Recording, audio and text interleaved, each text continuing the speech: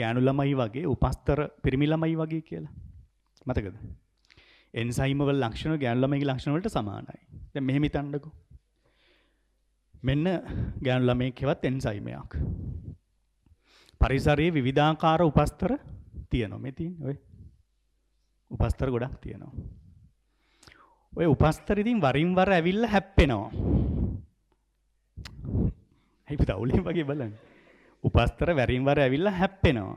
සංඝට්ටණය වෙනවා. මොකද්ද බලාපොරොත්තුව? එන්සයිම උපස්තර සංකීර්ණයක් හදලා පළ හදන එක. හරිද? මං කියන දේවල් තේරුම් ගන්න ගැඹුරු අර්ථයන්. විවිධ උපස්තර ඇවිල්ලා හැප්පෙනවනේ. බලාපොරොත්තුව මොකද්ද? මුලින්ම සම්බන්ධ වීම. ඒතර ඵල ලැබෙනවා. මාස 9ක විතර ඵල ලැබෙනවා. හරිද? ඔකනේ උතන බලාපොරොත්තුව. එතකොට අගන බෑනේ ඉතින් උපස්තර අගන. දැන් මේ ගෑනු ළමයාගෙන් මෙන්න එක කොල්ලෙක් ඇවිල්ලා ආස්ක් අවුට් කරනවා. බෑ. ඇයි බෑ කියන්නේ? උසස් පෙළ ඉවර කරලා ඉන්න ඕන. උසස් පෙළ විභාගය ඉවරනකල් බෑ ඕව ගැන හිතන්නේ කියලා ඔන්න ප්‍රතික්ෂේප කරා. එහෙම තමයි. දෙවනි කොල්ල ඇවිල්ලා ආස්ක් අවුට් කරනවා. බෑ. ඇයි බැරි? තාත්තගෙන් අහන්න. තාත්තගේ කැමැත්ත ගන්න ඕන. හරිද? තාත්තා ආයේ අතර ඩයල් එකක්. කොණ්ඩෙත් නැහැ තිලන්න අංකල් වගේ. හරි? තාත්තගෙන් අවසර ගන්න කියනවා. ඉතින් කොල්ලා යන්න යනවා ඊට පස්සේ හරිද? තුන්වෙනි කොල්ලත් ඇවිල්ලා ආස්ක් අවුට් කරනවා. බෑ. ඇයි?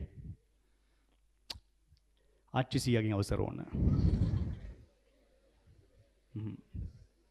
ඊළඟ කොල්ලත් ඇවිල්ලා ආස්ක් අවුට් කරනවා. බෑ. ඇයි? නේබර්ස්ලාගෙන් අවසර ගන්න ඕන. ඒ වගේ මොනවා හරි විවිධ හේතු තියෙනවා නේද ඔයාලා? ඒක හොඳයි ආ. එහෙම තියාගන්න. ඒක හොඳයි.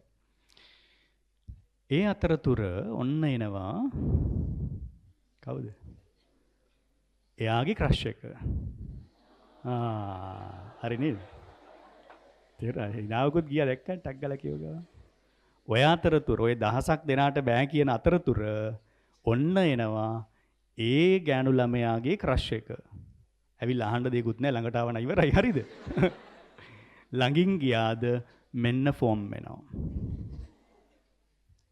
ප්‍රේරණය වෙනවා. ඉන්ඩියුස් වෙනවා. ඊට පස්සේ ගැළපෙන විදිහට වෙනස් වෙනවා.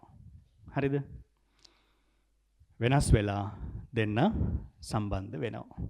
එන්සයිම් උපස්තර සංකීර්ණයේ ගොඩ නැගෙනයි සක්‍රීය ස්ථානයේ හැඩේ වෙනස් කර ගන්නවා මෙයාට ගැළපෙන විදිහට. දෙන්න සම්බන්ධ වුණා ඔන්න මාස 9කින් ඵල ලැබෙනවා. හරිද? ඕකට තමයි ප්‍රේරිත සීහුම කියලා කියන්නේ. එතකොට එහෙම වෙනස් වෙන්නේ අහගන්න.